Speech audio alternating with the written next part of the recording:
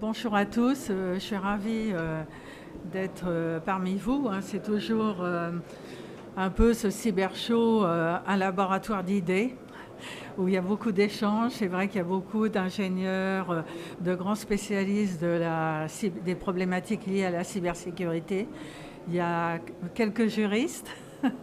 Voilà, il y a, au niveau magistrat, c'est un peu désertique, mais c'est tout à fait essentiel, surtout qu'on est sur des sujets qui concernent l'ensemble des acteurs, hein, pas simplement les grandes entreprises, mais effectivement les PME, les petites entreprises, les collectivités territoriales et aussi les citoyens. Donc ce sujet m'intéresse vivement depuis pas mal d'années, hein, puisque j'avais, il y a 10 ans maintenant, soutenu une thèse sur la criminalité économique et financière à l'ère numérique. Et effectivement, l'actualité me donne raison, puisqu'il n'y a pas une journée sans qu'il y ait des cyberattaques, des fuites de données et bien évidemment des fraudes. Je voyais hier, justement, ça tombe très bien. Alors, je vous ai mis quelques chiffres, hein, je dirais ça tombe très bien, disons qu'il y a une actualité sur la fraude, puisque alors que la fraude, par exemple, carte bancaire, diminue, l'Observatoire a publié des éléments pas plus tard qu'hier qui démontrent qu'il y a une hausse de 35% de fraude par manipulation en 6 mois. Donc c'est un véritable fléau et j'ai pour habitude de dire que ça nécessiterait une véritable politique publique, voire aussi concernant la justice, une politique pénale réaffirmée. En préparant cette rencontre, d'ailleurs j'ai regardé ce qui se passait sur l'intranet en particulier du ministère de la Justice et de la Direction des affaires criminelles et des grâces, qui décline une politique pénale sur l'ensemble des contentieux. Et malheureusement, j'ai constaté que les orientations de politique pénale, par exemple une circulaire, remontaient à 2021. J'avoue que j'ai été quand même un peu consternée. Je pense qu'une piqûre de rappel s'impose, d'autant que les préjudices sont énormes. On est quand même dans un contexte géopolitique et économique difficile. Donc préserver le patrimoine informationnel des entreprises, limiter des fraudes, c'est vraiment tout à fait essentiel. Donc je vous ai mis quelques éléments chiffrés. En particulier, si ça vous intéresse de prolonger la réflexion et avoir davantage d'éléments, je vous recommande la Fédération bancaire française qui justement sensibilise et fournit énormément d'éléments sur ces fraudes. Alors je me propose, bon évidemment c'est court, c'est un peu un survol, quelques éléments justement de réponse à ces fraudes. Donc on a toujours un peu tendance à dire on est en retard, c'est beaucoup... Vous m'entendez pas? Vous m'entendez mieux là, je me rapproche. Voilà. On a toujours tendance à penser qu'on est en retard. On a quand même un arsenal ancien qui a résisté au temps. Et je ferai aussi un petit focus sur ces réglementations européennes en particulier, dont on parle beaucoup. On entend à longueur de journée, pendant quelque temps, c'était RGPD, on a l'impression qu'il n'existait rien avant. Maintenant, on ne parle plus de RGPD, mais on parle sans arrêt de NIS 2 DORA, et bientôt on va parler de Digital Omnibus, qui fait l'objet d'ailleurs de remarques. L'objectif, c'est de simplifier tous ces textes, donc ça peut être une bonne chose, mais s'ensuit des commentaires. Enfin, moi-même, j'avoue que je suis en formation continue par rapport à l'ensemble de ces réglementations, qui semble un petit peu parfois complexe. Bon, il y a des blocs, comme par exemple NIS 2, et après il y a des réglementations sectorielles. Il y a quand même un fil rouge à travers tous ces textes, c'est renforcer la responsabilité des acteurs, Je pense par exemple aux plateformes qui ont été pendant longtemps à l'abri, faut bien le dire. Certains disaient irresponsabilité, c'était quand même une responsabilité atténuée. Donc ça, c'est un fil rouge. Renforcement de la responsabilité des acteurs, renforcer aussi la transparence et inciter l'ensemble des acteurs à définir une stratégie et une gouvernance en matière de cybersécurité. Donc, effectivement, c'est lié à l'objectif, c'est lutter contre la fraude et les dérives, aussi bien du numérique que aussi maintenant l'IA, parce que évidemment l'IA, c'est toujours Janus, comme l'ensemble des innovations numériques, ça double tranchant. Ça apporte c'est des leviers économiques, il y a des aspects très positifs et parallèlement, il y a des dérives et les délinquants s'engouffrent dans toutes ces innovations. Donc évidemment, l'IA peut permettre de lutter contre la fraude, y compris d'ailleurs Bercy utilise l'IA depuis longtemps pour détecter les fraudes, mais parallèlement, ça peut démultiplier les fraudes et les délinquants ont bien compris ça. Donc c'est ce que je vous indiquais, une hausse tout à fait préoccupante et aussi donc un sujet on ne peut plus d'actualité. Donc là aussi, ça résulte quelques éléments qui soulignent, c'est très intéressant le site de la Fédération bancaire française qui montre qu'il y a une prise de conscience, des particuliers et des entreprises, mais cependant, il y a encore des craintes et justement une crainte par rapport à finalement comment distinguer le vrai du faux, puisque de plus en plus je suivais à l'instant une conférence sur les deepfakes. Les mails sont de mieux en mieux faits, il n'y a plus de fautes d'orthographe, il y a un travail d'approche et de social engineering qui fait que évidemment, on peut se faire avoir assez facilement, y compris des entreprises, même des grands groupes. Il y a des cas, alors il y a une transparence de plus en plus, les entreprises osent parler qu'elles ont été victimes. Pendant longtemps, c'était crainte pour leur e-réputation.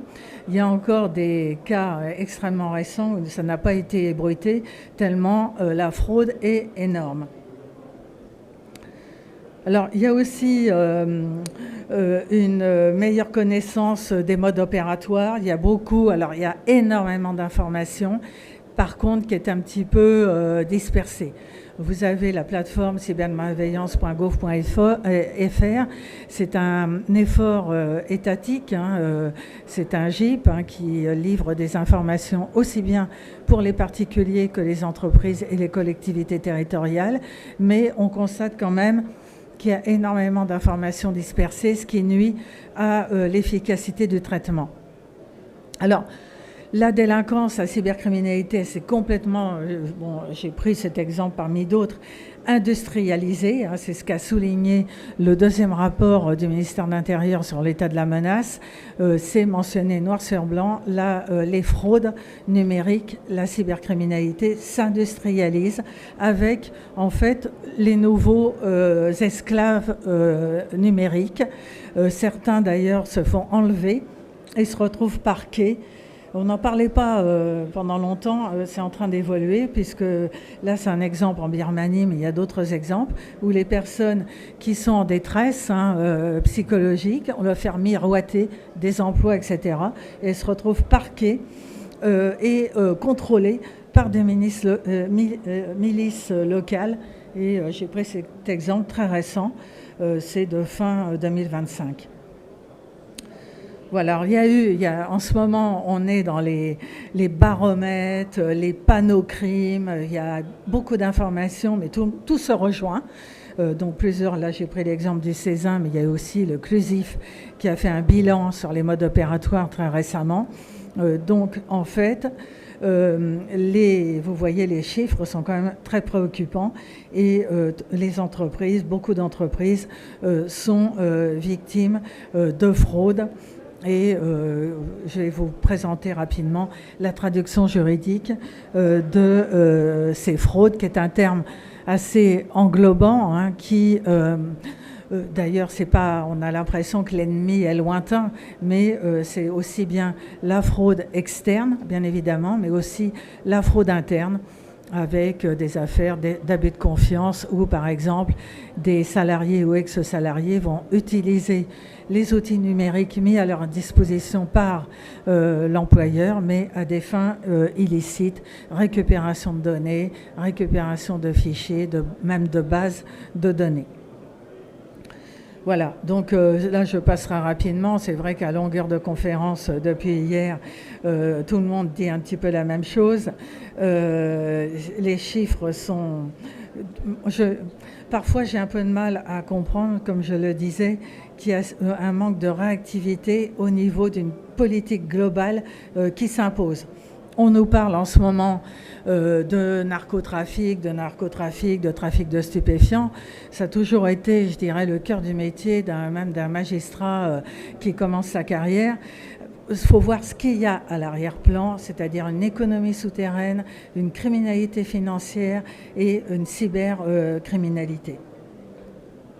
Alors les réponses juridiques, elles sont assez variées. Je vous ai fait un petit schéma qui n'est pas tout à fait complet, mais on voit bien qu'on a un arsenal qui est panaché, c'est-à-dire on a des infractions, par exemple, strictement informatiques. La personne, c'est ce qu'on appelle une loi qui est ancienne, qui date de janvier 88, et qui a résisté au temps, puisque finalement, qu'est-ce qu'un système de traitement automatisé de données? C'est aussi bien un distributeur automatique de billets, une caméra de vidéoprotection. C'est d'ailleurs maintenant, il y a des jurisprudences qui va... Pendant longtemps, c'était des infractions sous-utilisées. Les choses sont en train d'évoluer. Il y a même, par exemple, un moteur de recherche est qualifié de système de traitement automatisé de données. Donc, cette loi, elle a vraiment résisté au temps. Elle permet de réprimer aussi l'extraction de données, c'est-à-dire justement la fuite de données. Il y avait eu un débat sur le vol de données immatérielles qui est réglé depuis déjà 2014. Et donc, vous voyez toutes ces atteintes au système, la contrefaçon également, et des petites adaptations qui se sont fait jour au fil des années, et en particulier les infractions que j'aime bien, là qu'on commence à voir dans pas mal de procédures, l'administration illicite de plateformes en ligne. Donc ça fait grand bruit avec l'affaire Telegram, vous en avez tous entendu parler. C'est vrai que en fait, les plateformes peuvent être en quelque sorte complices de commission d'infractions en tout genre. Et maintenant, ces infractions vont permettre d'attaquer et de poursuivre les administrateurs de plateformes. Alors là aussi, un élément assez intéressant, je passe rapidement, c'est les circonstances aggravantes qui permettent des investigations renforcées. Je n'aurai pas le temps de rentrer dans le détail de toutes les investigations qui sont possibles par des procédures adaptées au numérique. Je pense à l'enquête sous pseudonyme, c'est-à-dire c'est un stratagème légalisé, un policier qui va se faire passer pour quelqu'un soupçonné de commettre une infraction, mais c'est autorisé par le législateur. J'ai vu que maintenant, dans la loi narcotrafic, il y a eu une modification de l'enquête sous pseudonyme qui autorise les policiers ou gendarmes à utiliser l'intelligence artificielle pour justement mener leurs investigations dans le cadre d'une infiltration d'une enquête sous pseudonyme. Donc c'est intéressant, l'IA intègre la procédure pénale. Donc ça c'est une nouveauté qui est un peu passée, on n'en a pas trop parlé, mais je trouvais ça assez intéressant. On a toute une palette, captation de données, IMSI Catcher, donc on a quand même beaucoup de moyens, mais ça nécessite des formations, des formations spécifiques pour justement ces policiers, gendarmes et douaniers aussi, qui tentent, parce que c'est quand même assez complexe, de remonter jusqu'aux auteurs. Alors, j'ai mis infraction dite classique. Souvent, ça se panache. C'est-à-dire, vous avez le mode opératoire réprimé par les infractions que je viens d'évoquer de la loi Godefroy. Et ça se panache avec l'escroquerie, extorsion, association de malfaiteurs, contrefaçon. tout ça souvent commis en bande organisée.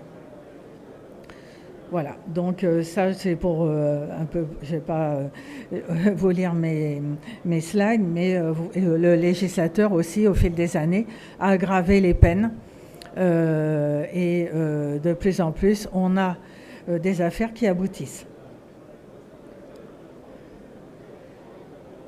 Voilà, alors il y a eu tout un débat, je fais une petite parenthèse, sur l'OSINT. Je ne sais pas s'il y avait peut-être des présentations sur cet aspect. C'est la possibilité de faire des recherches en source ouverte. Beaucoup d'entreprises ont recours à ces techniques, hein, et en matière pénale, la preuve est libre, donc c'est tout à fait admis, mais souvent ça se complète par d'autres indices numériques. Alors il y a eu un débat. Certains, notamment universitaires, disaient on ne peut rien faire, c'est dangereux, c'est une atteinte soit à la vie privée, aux droits fondamentaux, et c'est une atteinte aussi à la protection des données personnelles. Donc il faut une loi pour encadrer justement ces méthodes, hein, de recherche en source ouverte. En fait, c'est toujours intéressant de regarder ce qu'on a comme texte avant de créer de nouvelles réglementations. Et en fait, justement, le motif légitime et par exemple des personnes qui travaillent en matière de sécurité, notamment de recherche ou de sécurité informatique, sont justement ne peuvent pas faire l'objet de poursuites pénales. Et parfois, d'ailleurs, certains hackers qui ne sont pas du tout éthiques vont développer cet argument aux audiences en disant « Ah, mais je travaille pour l'ANSSI, etc. Je suis un expert en cybersécurité, donc j'ai un motif légitime. » Donc, c'est vrai que la formulation de cet article est intéressante, mais pourrait être peut-être clarifiée. Hein, c'est ce que j'ai proposé dans un article récemment.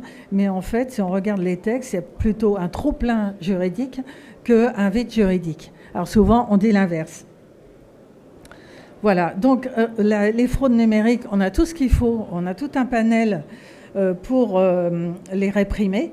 Bon, évidemment, rien ne vaut l'anticipation, la prévention et sensibiliser l'ensemble des, je dirais, des services, hein, au sein des entreprises, et aussi travailler de façon je dirais plus coordonnée, et même si en pratique on voit encore certains travaux, enfin des activités qui sont menées un peu en silo.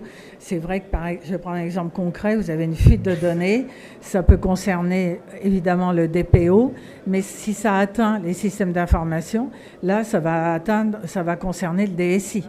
Et c'est vrai que j'ai connu il n'y a pas si longtemps que ça dans une structure où c'était vraiment travail en silo, et le DSI refusait catégoriquement de parler au DPO.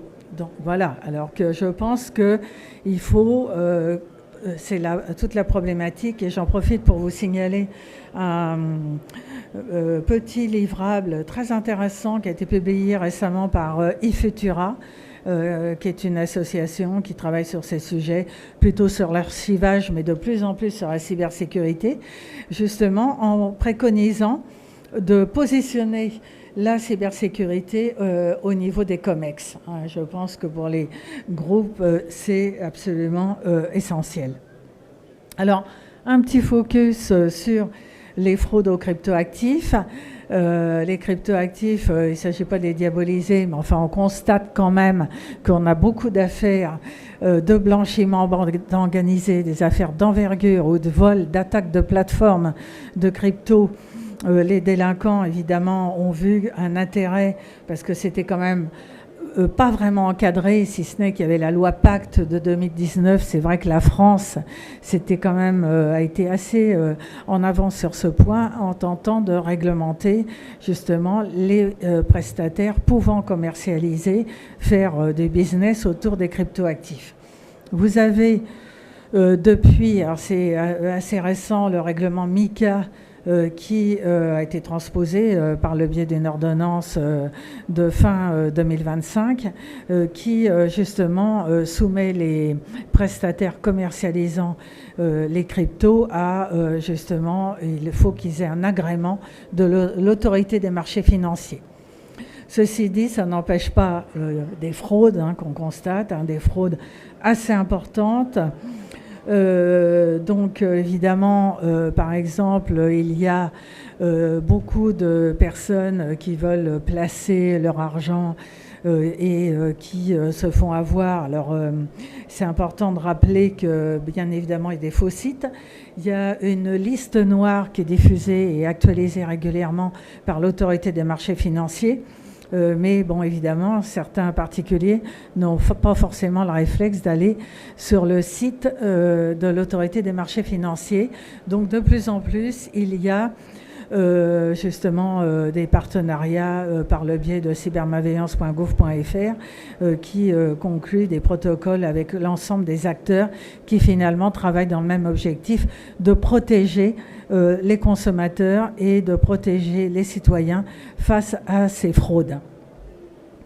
Donc c'est pour cette raison que j'ai mentionné, l'AMF fait une action, alors c'est un peu rébarbatif d'aller sur ce site, mais en même temps c'est très pédagogique et clair. Vous avez justement jusqu'en juin 2026, les prestataires doivent se mettre en conformité pour pouvoir continuer leur activité en matière de cryptoactifs.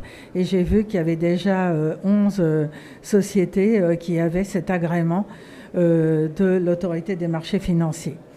Donc c'est un encadrement, mais effectivement ça n'empêche pas la fraude compte tenu, je dirais, d'un travail d'approche auprès des personnes qui est de mieux en mieux fait. Et c'est vrai qu'il y a des sites, on a du mal à distinguer le vrai du faux. Alors, comme je l'ai indiqué, il y a des obligations pour garantir la sécurité des investisseurs et la légalité des opérations. Et donc, c'est ce que je vous indiquais à l'instant. Il y a les régulateurs, et l'AMF en fait partie, contrôlent la compétence des dirigeants, la conformité des procédures internes, et donc c'est quand même de mieux en mieux encadré. Alors, ce règlement a donné lieu à la modification du Code monétaire et financier, donc très récemment. Alors, le problème, évidemment, les évolutions sont très rapides, donc vous avez des lois qui sont à peine mises en œuvre, qu'elles sont déjà, elles font l'objet de modifications. Voilà, des obligations de conserver les fonds et également le contrôle évidemment de gestion et responsabilité civile de la société. Enfin voilà, je pense que la présentation sera aussi à votre disposition. J'accélère. Donc évidemment, il y a aussi une surveillance et contrôle des transactions. Donc c'est tout à fait important dans le cadre aussi de la lutte contre le blanchiment et le financement du terrorisme, avec des systèmes de gel des transactions suspectes, signalement à Tracfin. C'est vrai que là, je changeais avec... je trouve que j'ai écrit un petit ouvrage sur les cyberarnaques avec une ancienne étudiante qui maintenant travaille dans une banque en ligne, qui passe ses journées à faire des signalements Tracfin. Donc les signalements Tracfin se sont accélérés. Le problème après, c'est le traitement. Voilà, donc évidemment, je disais en introduction de mon propos la nécessité de la transparence qui est tout à fait essentielle. L'information loyale, ça aussi, ça concerne l'ensemble des textes. L'information loyale du client et signature systématique d'une convention. Et également, la société peut voir sa responsabilité engagée. Donc, il y a quand même un encadrement qui permet de lutter contre la fraude. Voilà, donc c'est ce que je vous ai présenté. Le règlement MiCA est dans notre droit national. Il n'y a pas besoin, puisqu'il s'agit d'un règlement, c'est d'application immédiate, sans loi de transposition, contrairement à, par exemple, Nice 2 ou Dora, où là, compte tenu des aléas politiques, ça retarde. Et on espère quand même, alors l'intérêt quand même, je fais une parenthèse sur ces textes, c'est à la fois donc Nice 2, Dora et REC. Donc il y a une cohérence d'avoir regroupé ces trois textes. Le problème, il faudrait quand même que cette loi soit publiée. Voilà, donc à suivre, hein, mais je trouve que ce règlement MICA est tout à fait intéressant dans le sens d'une protection renforcée, évidemment, des consommateurs, tout en favorisant justement le recours aux cryptos. Alors, quelques mots. Bon, je crois qu'il y a beaucoup d'interventions, comme je disais, je plaisante, hein, c'est très bien qu'il y ait des règlements. Le problème, il faut qu'il y ait une articulation entre l'ensemble de ces textes. Donc, DORA, c'est en fait un règlement sectoriel. Vous avez NIS 2 qui va toucher les sous-traitants. Donc ça va être assez complexe à mettre en œuvre et je dirais le chef d'orchestre, c'est l'Agence nationale de sécurité des systèmes d'information. Et DORA, c'est le domaine des établissements financiers, des entités financières qui sont déjà très encadrées.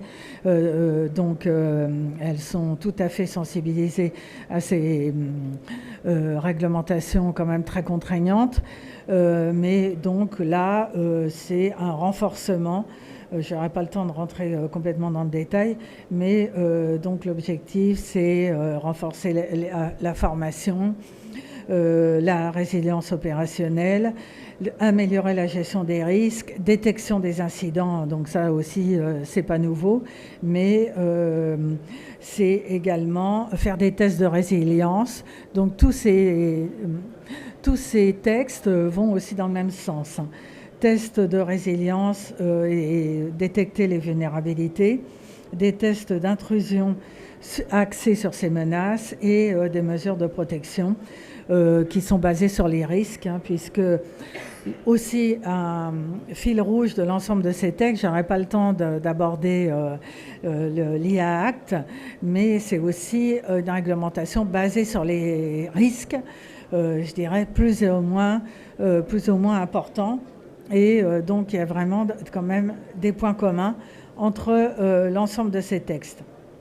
Alors j'ai trouvé que ce schéma était assez pédagogique, hein, donc le champ d'application de DORA est quand même assez large, hein, l'objectif c'est de toucher l'ensemble des acteurs, hein, aussi bien les plateformes de crowdfunding. Là aussi on a eu un certain nombre d'affaires avec des fraudes, hein, c'est-à-dire des beaux projets et puis finalement il n'y a rien au bout, quoi.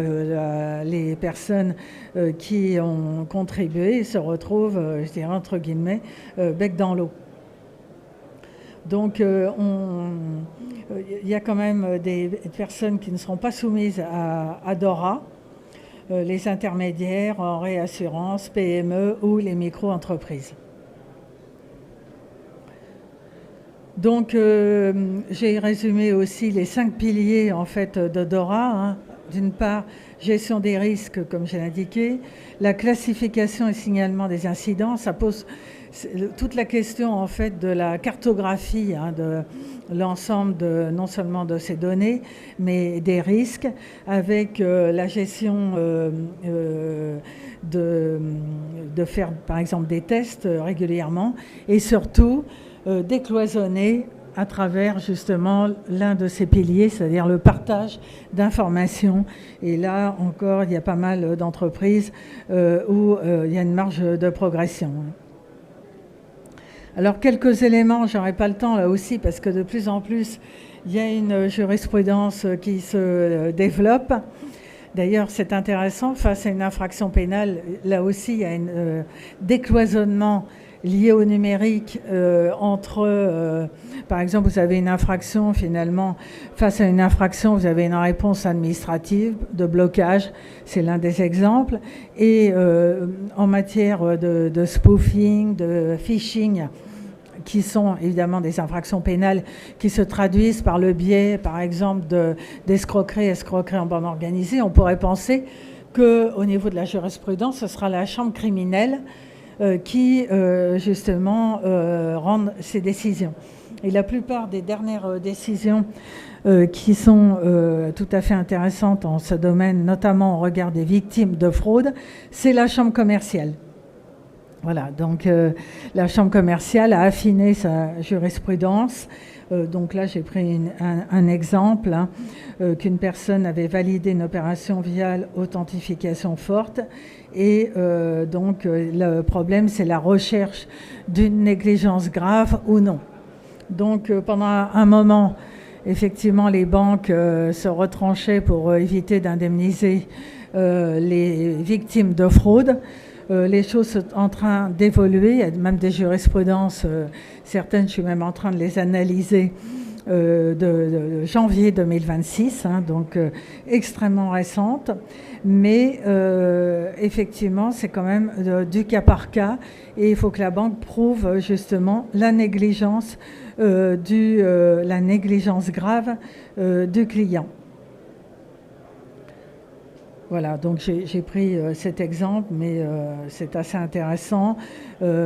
C'est vrai que certaines personnes sont complètement démunies et on a eu un cas récemment concernant une compagnie d'experts qui s'était fait, je dirais, qui avait été victime de fraude et justement, finalement, la banque a remboursé une partie du préjudice sur la base d'un article du Code monétaire et financier, a remboursé quand même 13 mois de prélèvements dont avait été victime cette compagnie d'experts. Alors évidemment, là d'ailleurs, je voyais c'est France Travail là, qui s'est pris, j'aurais pas le temps de revenir sur le RGPD, qui après une période, je dirais, d'accompagnement, de sensibilisation est très clairement passé à la case sanction, avec une sanction tout à fait élevée là, de 5 millions d'euros à l'encontre de France Travail. On a quand même ce schéma aussi à travers les nouveaux textes, hein, c'est-à-dire on a une phase d'accompagnement et après, donc là c'est le cas, on n'est pas encore au niveau des sanctions pour DORA, il y a une application progressive des dispositions et il y aura quand même après la case sanctions avec des amendes.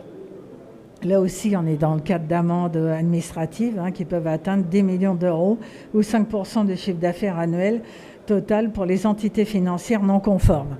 Donc, c'est dissuasif. Hein, l'objectif, c'est d'éviter ça. Hein, c'est de ne pas freiner les transactions.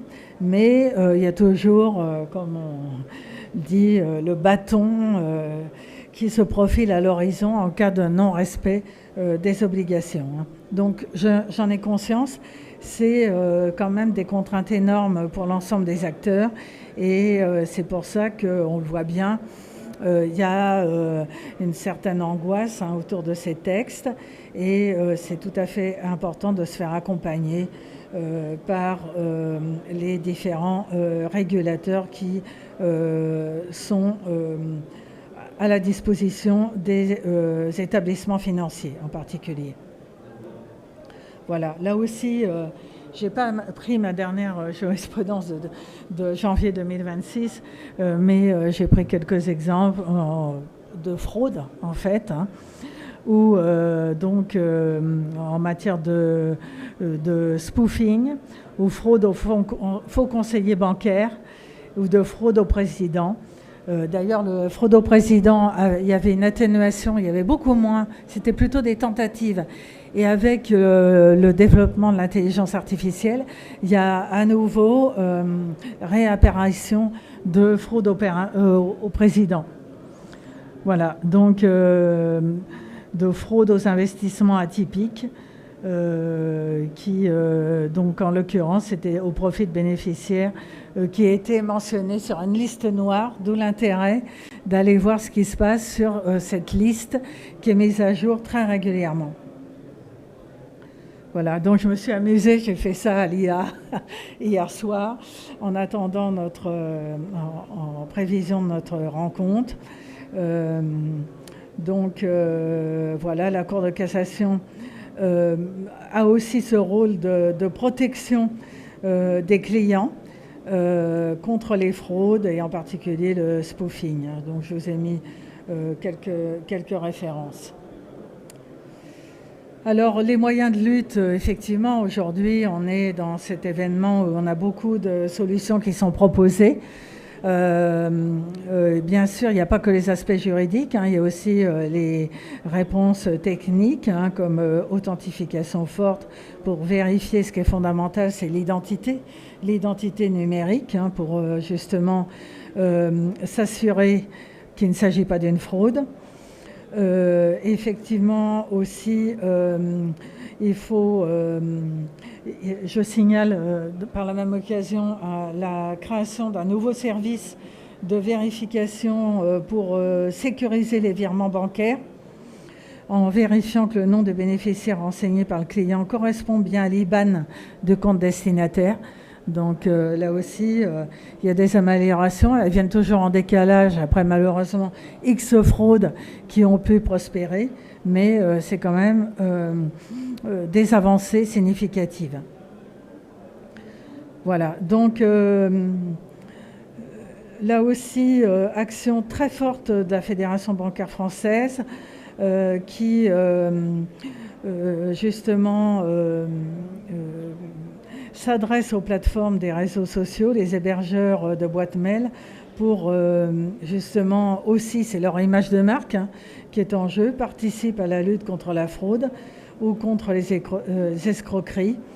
Et donc, on est dans un droit qui est extrêmement évolutif, des actions qui sont un peu dispersées, je dirais, mais c'est quand même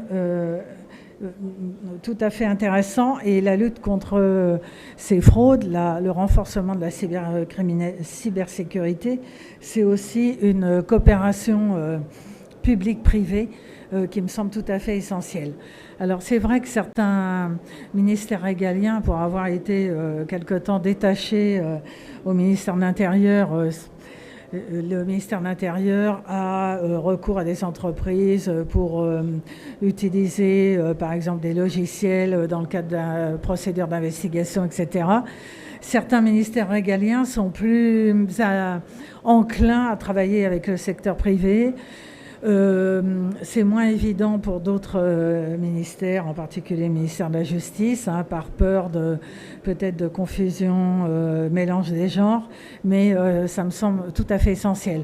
L'État ne peut pas tout faire et il faut aussi allier les compétences, des compétences techniques, des compétences d'ingénieurs et s'orchestrer avec la dimension juridique. Ça me semble tout à fait fondamental. Voilà, donc quelques éléments. Alors c'est vraiment indicatif. Hein, c'est vrai qu'on a beaucoup de je vous ai parlé de panneaux crime tout à l'heure. Il y a le Césin. En ce moment, il y a énormément de baromètres et d'éléments chiffrés. Ils disent tous la même chose. J'ai insisté sur le site de l'AMF parce qu'en matière de fraude énorme, le site de l'AMF peut vous apporter beaucoup de réponses. Il y a cette plateforme que je vous ai indiquée, hein, cybermalveillance.gouv.fr, le site de la Fédération bancaire française. Alors, je vous ai mis un document qui est un peu plus rébarbatif, j'en conviens. Bon, évidemment, il y a le code d'Alloz. Je n'ai aucun intérêt dans ces codes, mais en fait, les éditeurs juridiques, qu'est-ce qu'ils font? Ils font ce que devrait faire l'État. Hein. C'est-à-dire, il y a un tel éparpillement des textes que justement, cet éditeur, depuis plusieurs années, fait le code du numérique. Je suis modestement l'un des auteurs. On est quand même assez nombreux maintenant, en particulier sur blockchain, cryptoactifs et autres. Donc ça permet de regrouper tous les textes. Et c'est vrai que cette année, je m'étais dit, je ne vais pas avoir trop de travail. Et voilà. Et en fait, avec Mika, que j'évoquais un instant avec vous, j'ai dû reprendre l'ensemble des articles de code monétaire et financier. Donc c'est un document de synthèse. Le code de la sécurité est vraiment de la cybersécurité plus concentré sur le code de la sécurité intérieure, la cyberdéfense est aussi tout à fait intéressant. Et alors là, je termine là-dessus. J'ai justement réalisé avec une ancienne étudiante qui est maintenant d'ailleurs sur la fraude financière, un petit ouvrage sur les cyberarnaques qui est, pour la petite histoire, en fait, on était chez l'éditeur pour le petit ouvrage sur hacker éthique et cybersécurité. Et en fait, généralement, je ne décroche pas, mais en fait, j'ai eu un appel d'un faux conseiller bancaire. Voilà, et c'était assez cocasse. D'emblée, j'ai fini par dire, j'ai laissé un peu parler, ah oui, vous avez des débits. Et je lui ai dit non, et d'ailleurs, je suis spécialisée en cybersécurité. Donc, il y a eu un blanc. Après, cette personne a raccroché. Et mon éditeur a dit, ah bah ce serait bien, tout le monde est victime de fraude, ce serait bien de faire un petit guide assez pédagogique sur justement les fraudes numériques, et d'où ce petit ouvrage sur les cyberarnaques. Voilà, je vous remercie de votre attention, et si vous avez des commentaires ou questions, je suis à votre disposition.